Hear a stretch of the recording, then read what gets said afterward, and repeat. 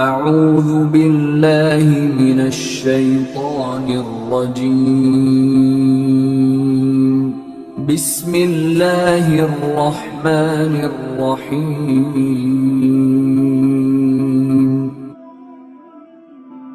قرآن مجید کے اندر ہے من عمل صالحا من ذکر او انثی، جس بندے نے یا بندی نے، دونوں کا ذکر ہے، چاہے مرد ہو چاہے عورت ہو، نیک عمل کیا اور نیک عمل کے ساتھ ساتھ وہ صاحب ایمان بھی تھا، وَهُوَ مُؤْمِنٌ، ایمان بھی نصیب ہوا اس کو، تو رب نے فرمایا فَلَنُحْيِيَنَّهُ حَيَاةً طَيِّبَةً، ہم اس کو پاکیزہ زندگی عطا کریں گے جو نیک عمل کرے گا۔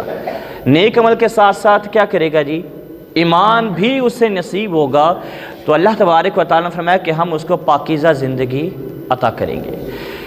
ہر بندہ اپنی زندگی کو اچھا بنانے کے فکر کے اندر ہے، اس کی کوشش کے اندر ہے، اور اسی کے لیے دن رات کوشاں ہے کہ زندگی کیا ہو جائے، اچھی بن جائے۔ تو رب تعالیٰ نے یہاں فارمولہ بتا دیا کہ زندگی اچھی اس طریقے سے بنے گی، پہلے نمبر پہ نیک بننا ہے، ایمان صاحب ایمان ہو، پھر نیک عمل کرنے ہیں۔ قرآن مجید پر جا بجا یہی ذکر آیا ہے والذین آمنوا وعملوا الصالحات اولئک اصحاب الجنہ، جنہوں نے ایمان بھی جن کو نصیب ہوا اور ایمان کے ساتھ نیک عمل بھی نصیب ہوا، تو فرمایا کہ اللہ انہیں جنت عطا کرے گا، اور ایسی جنت عطا کرے گا ہم فیہا خالدون، پھر وہاں سے کوئی انہیں نکال نہیں سکے گا۔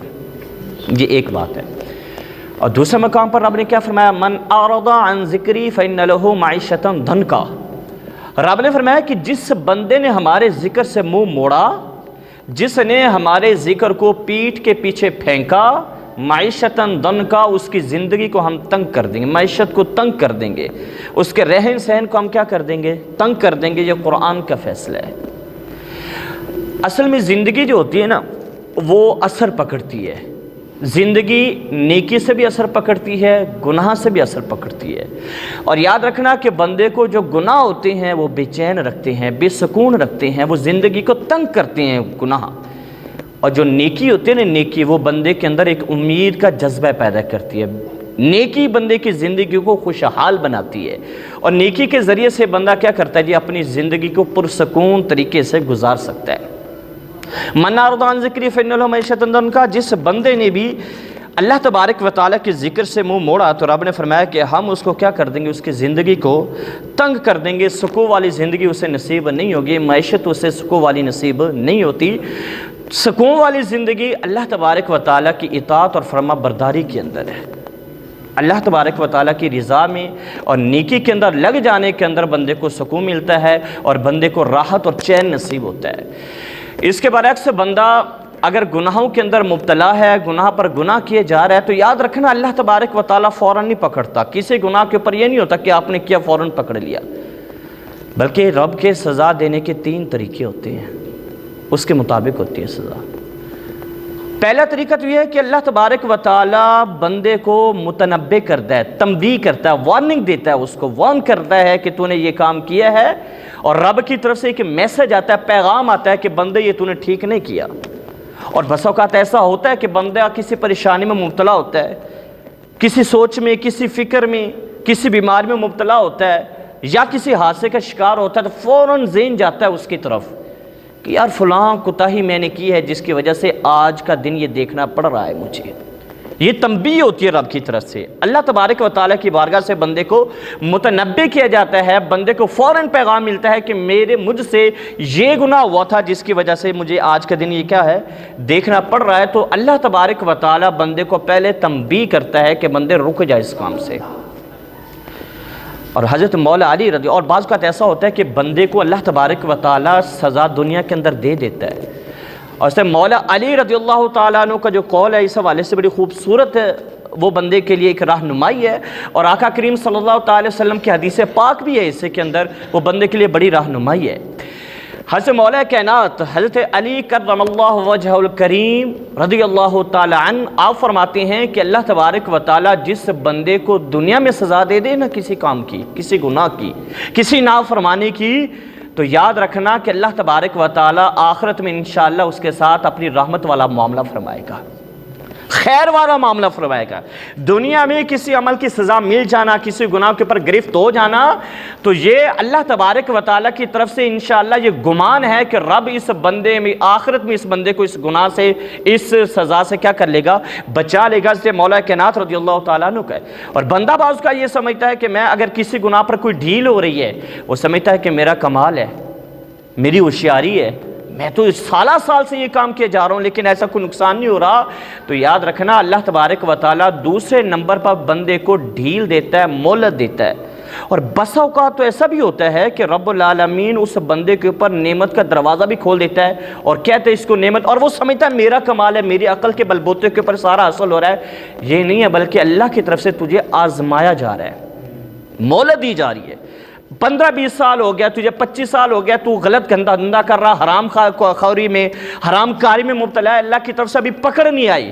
فرعون نے بھی 500 سال تک اللہ کی نافرمانی کی تھی، رب نے فوراً نہیں پکڑا، سر درد بھی کبھی نہیں ہوا تھا اس کو۔ کیوں؟ اللہ نے ایک مہلت دے رکھی تھی۔ کس نے اتنی مہلت ہے اس کے لیے؟ چل بھاگ لے، کتنا بھاگتا ہے۔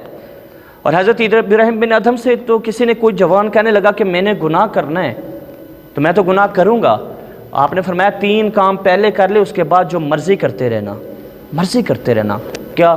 آپ فرمانے لگے سب سے پہلے اگر تو نے گناہ کرنا ہے نا، اللہ کی نافرمانی ہے، پہلا کام یہ کر کہ اللہ تبارک و تعالیٰ کا رزق کھانا چھوڑ دے۔ پھر تم رزق کھانا چھوڑنا، جس کی نافرمانی کرنی ہے، جس کو معاذ اللہ تو نے جھٹلانا ہے یا جس کا گنہگار بننا ہے، تو پہلے اس کا رزق کھانا چھوڑ۔ کہنے لگا میں یہ نہیں کر سکتا۔ آپ نے فرمایا یہ نہیں کر سکتا، چلو دوسرا کام کر۔ عرض کرنے لگا دوسرا کون سا کام ہے؟ اور فرمانے لگے اللہ تبارک و تعالیٰ کی زمین سے نکل جا۔ ہر جانب کس کی حکومت ہے؟ رب کی حکومت ہے۔ حاکم اعلیٰ کون ہے؟ اللہ کی ذات بابرکات ہے، اور اللہ تبارک و تعالیٰ سب سے بڑا ہے، قادر ہے۔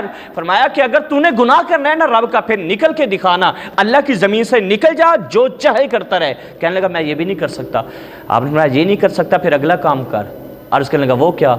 آپ نے میں رب کی چھت کے نیچے سے نکل جا، آسمان کے نیچے سے نکل جا نا، آسمان سے نکل کر گناہ کر تم، پھر بچنے کی صورت ہو سکتی ہے۔ کہنے لگا یہ بھی نہیں ہو سکتا۔ پھر آپ نے آخری بار کہا، آپ فرمانے لگے 3 کام نہیں ہو سکتے، چلو ایک اور کرنا۔ جب اسرائیل تیری روح قبض کرنے کے لیے آئے نا، تو اسے کہہ دینا کہ مجھے 2 سال کی اور مہلت دے دے۔ پہلے میں نے نافرمانیوں میں گزاری، اللہ کی اطاعت نہ کر سکا، اللہ تبارک و تعالیٰ کی نافرمانیاں کرتا رہا، گناہ کرتا رہا، 1 سال کی اور مہلت دے دے، اب میں نیکیاں کر لوں گا۔ اب وہ نوجوان بھی رونے لگ پڑا، کہ حضور ایسا تو نہیں ہو سکتا۔ آپ نے فرمایا پھر گناہوں سے باز آ جا تو، ایک ہی کام ہے کہ گناہوں سے کیا آ جا تو، باز آ گا۔ فرعون نے بھی کتنی نافرمانی کی، اللہ نے چھوڑ دی، باقاعدہ حکومت بھی عطا کر دی کہ بھاگ لے، کتنا بھاگنا ہے۔ لیکن جب رب کی پکڑ آئی نا، رب کی پکڑ آئی، تو پھر وہ دریا کا مقابلہ بھی نہ کر سکا۔ اس وقت کہنے لگا میں ایمان لاتا ہوں اس رب پر جو موسیٰ کا بھی رب ہے، بنی اسرائیل کا بھی رب ہے۔ جبریل کہنے لگا نہیں، اب تو تیرا ایمان لانا کسی کام کا نہیں ہے۔ اللہ کی پکڑ سے ڈرتے رہنا چاہیے۔ رب کی جب پکڑ، پہلے رب بندے کو مہلت دیتا ہے، رب بندے کو تنبیہ کرتا ہے۔ بندے کو دنیا میں اگر سزا مل جائے تو بندے کے لیے کیا ہے جی؟ یہ بھی خیر ہے کہ دنیا میں اگر کسی پریشانی میں مبتلا کیا، رب نے تجھے دنیا میں کوئی دکھ دیا ہے، دنیا میں رب نے تجھے پریشانی دی ہے، تو انشاءاللہ آگے رب خیر کر دے گا تیرے ساتھ۔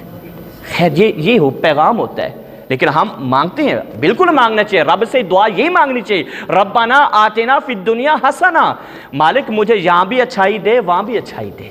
میرے ساتھ بالکل مانگنا چاہیے، دنیا میں بھی بھلائی مانگنی چاہیے۔ میرے آقا نے یہ سکھایا، قرآن مجید کی آیت کریمہ بھی ہے، میرے رب کا، میرے محبوب کا فرمان بھی ہے، میرے آقا کی دعا بھی ہے۔ میرے آقا نے فرمایا ہمیشہ دعا مانگا کرو، ربنا آتنا فی الدنیا حسنہ وفی الآخرۃ حسنہ، مالک دنیا میں بھی بھلائی کر، آخرت میں بھی بھلائی کر۔ پھر لیکن آزمائش تو کس پہ آنی ہے؟ مومن پہ آنی ہے، مسلمان پہ آنی ہے، جانور پہ تو آنی نہیں ہے۔ ظاہر مسلمان پکڑا جائے گا، مسلمان کے ساتھ امتحان ہوگا۔ اب رب بندے کو آزما رہا ہے، اللہ بندے کو تنبیہ کرتا ہے پہلے کہ تو نے یہ گناہ کیا، باز آ جا۔ پھر رب باز کا بندے کو یہاں پر سزا دے دیتا ہے، کیوں؟ کفارہ بن جائے، آخر میں پکڑ نہ ہو۔